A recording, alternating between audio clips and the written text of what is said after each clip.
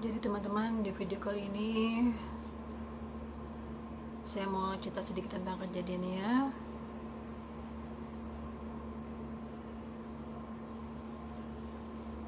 Jadi saya baru sempat bikin video sekarang karena dari kemarin-kemarin sibuk banget ya. Karena tamu masih datang silih berganti, kadang siang, kadang sore, kadang malam gitu kan. Masih datang, masih jengukin mama ya.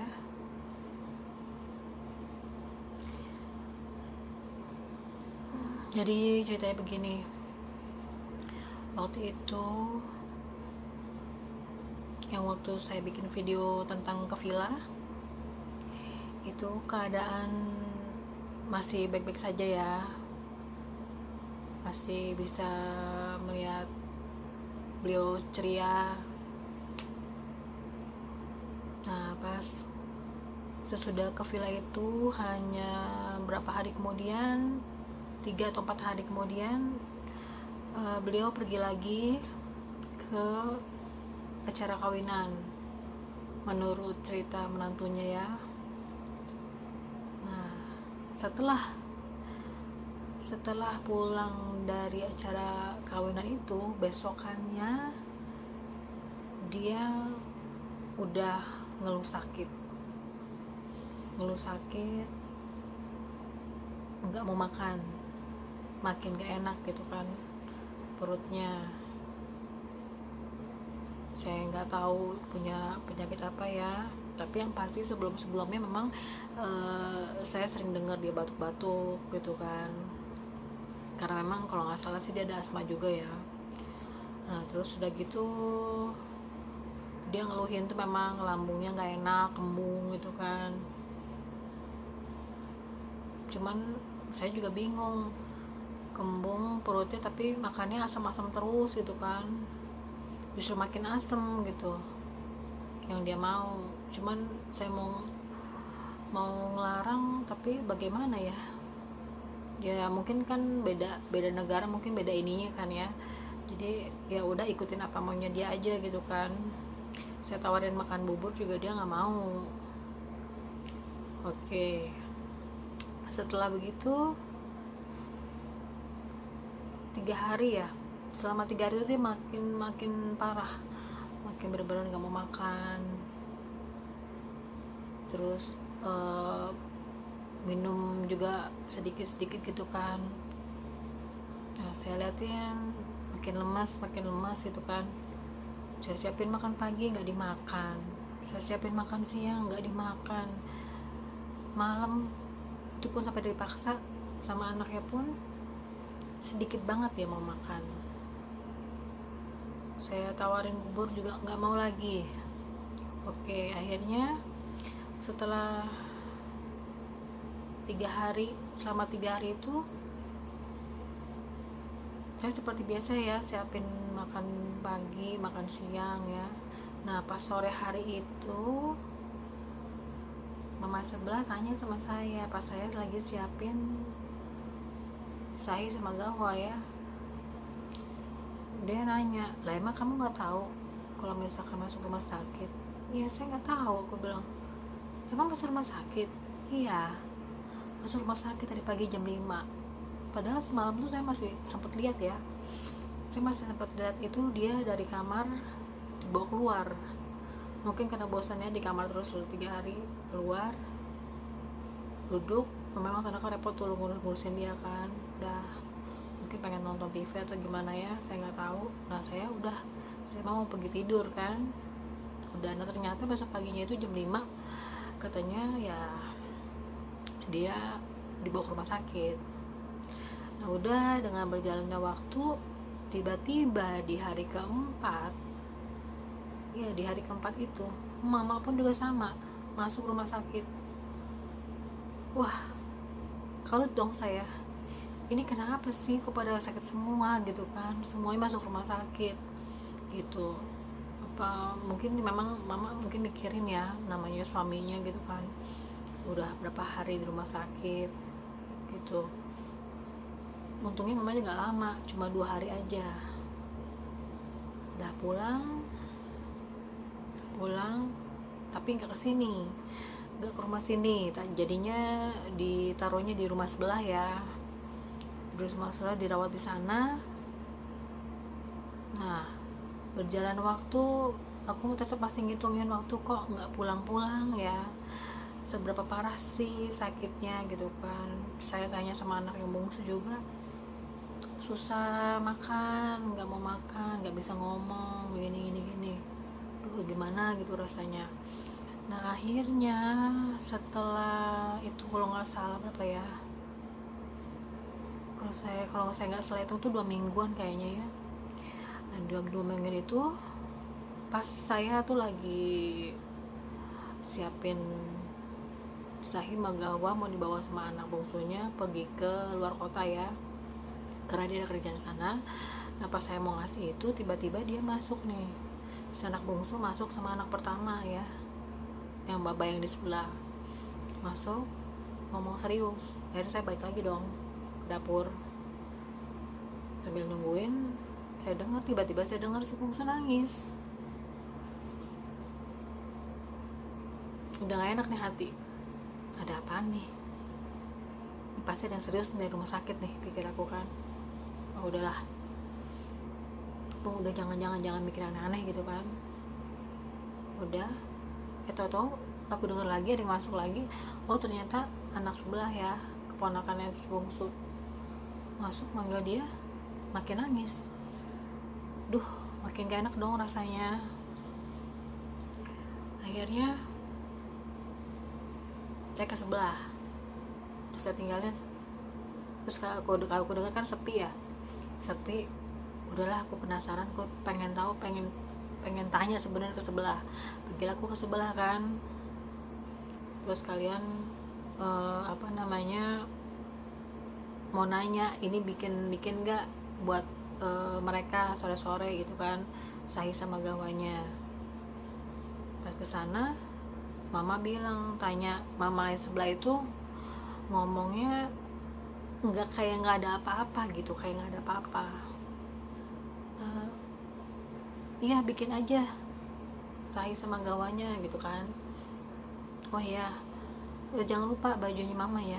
Iya. Udah, terus aku ambil bajunya mama, aku kasih ke anak, ke dia, dibawa ke sana. Terus aku bawa nih, udah selesai, aku udah bikinin Sahih sama gawanya. Aku datang lagi balik. Itu pas datang pertama itu dia nggak ngomong ya kalau ada apa-apa nih, dia nggak ngomong ada apa-apa. Akhirnya pas saya datang anterin Sahihnya ke sana sama gawanya, mama datang lagi kan, ini mak Sahihnya. Iya, taruh aja di situ. Terus tahu-tahu pas sampai depan pintu dia nangis. Karena dia ngomong pakai bahasa Arab, saya nggak ngerti kan ya bahasa Arab itu apa gitu kan, kalau orang yang udah nggak ada. Tapi udah pikiran, jangan-jangan tahu-tahu teman saya yang orang Uganda itu nangis. Ya aku nggak tahu, mungkin dia ngerti ya kali bahasanya. Terus dia bilang kalau Baba tuh udah nggak ada. Udahlah. Akhirnya kita bertiga itu berpelukan sambil nangis. Aku nangis karena gimana ya, inget aja gitu, karena selama ini aku tuh di sini tuh diperlakukan baik sama beliau ya.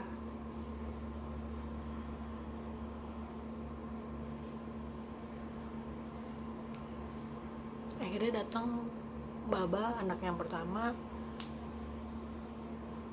datang terus bilang ke kita, udah jangan nangis, kayak ikhlasin lah ya, bahwa beliau tuh udah tenang, udah gak sakit lagi. Iyalah. Akhirnya aku berhenti nangis, aku ditemenin sama temanku ke sebelah kan, ke rumah tempat tinggal aku gitu kan. sebelah. Ya udah, kamu tolong iniin aja, beresin kamar beliau gitu kan, berdua, karena kita juga di sini mau siap-siap iniin tamu gitu udah. Tapi pas aku masuk ke kamar beliau ya,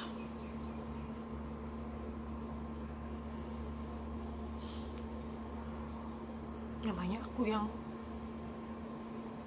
ngurusin gitu kan, aku yang biasa bersihin kamarnya, aku yang biasa suka, aku tahu kesukaannya dia apa.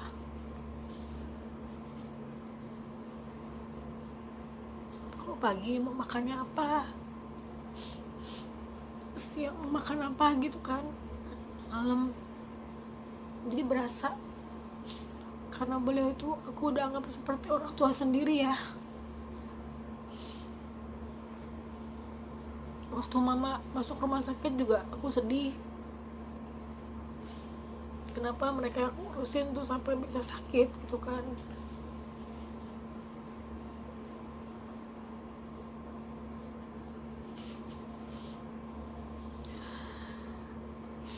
Cuman ya mau bagaimana ya, namanya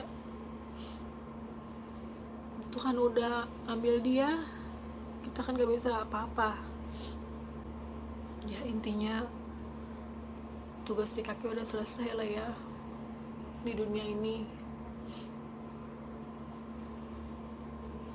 dan dia sekarang udah tenang, udah gak sakit lagi.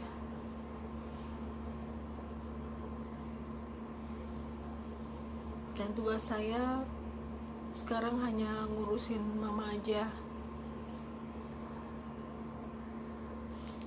bagaimana jangan sampai dia jatuh sakit lagi kan, karena memang dari sakit yang kemarin juga mama juga belum sembuh total, karena tetap setiap harinya itu dia harus makan obat, dari yang lemes susah jalannya yang harus dipapah sampai akhirnya udah agak membaik ya keadaan mama, udah bisa jalan. Jadi nggak perlu terlalu dipegang banget gitu kan, tapi hanya dilindungin aja dari belakang. Dia udah nggak mau, maksudnya nggak mau terlalu dipapah gitu kan. Udah senang ngeliat kondisinya dia gitu kan ya. Berharap dan aku berdoa juga supaya dia tuh sehat, supaya mama juga tegar. Dia tinggalin sama kakek. Saya berharap semuanya tuh sehat aja semuanya gitu di sini. Kalau mengenang kakek itu gimana ya, dia walaupun saya tuh baru kerja di sini 6 bulan ya, mau 6 bulan lah ya, 6 bulan, tapi ya aku tuh ngerasa kakek tuh gak pernah marah-marah sama aku. Kalau aku salah gitu, aku nggak ngerti bahasanya dia gitu kan ya, dia malah ketawa. Bukannya dia marahin aku, nggak, dia tuh malah ketawa. Terus kalau misalkan diarahin gitu ya, ini cara buatnya begini gitu kan, kayak gimana ya ini, terus dia tuntun aku, sini ikut saya, nanti ini dicampur ke ini gitu. Dan juga dia mengajarkan sama anak-anaknya itu yang seperti saya bilang, tidak membeda-bedakan saya gitu kan ya. Jadi saya memang benar-benar merasa nyaman gitu tinggal di sini. Tapi ya sayangnya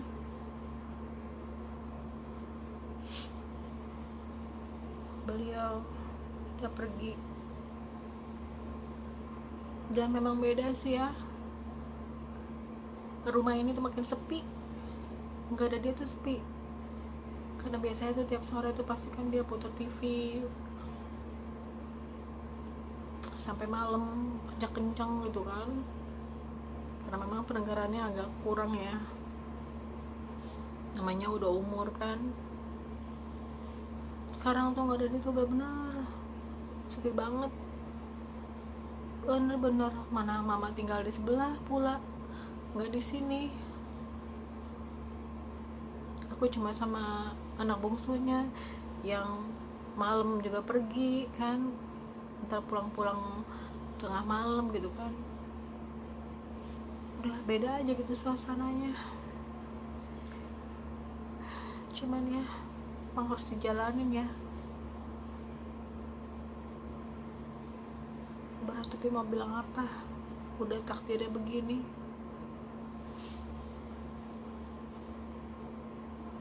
Yes. Yang penting kakek udah tenang, udah gak ngerasain sakit lagi. Tinggal sekarang bagaimana saya mengurus mama dengan baik sampai saya selesai kontrak. Itu aja. Saya cuma berharap sama Tuhan supaya mama sehat-sehat aja.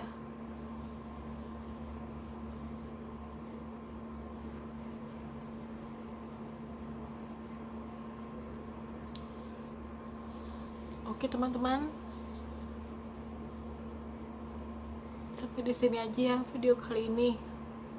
Terima kasih kalian sudah menonton video kali ini. Sampai bertemu kembali di video selanjutnya ya. Salam semuanya.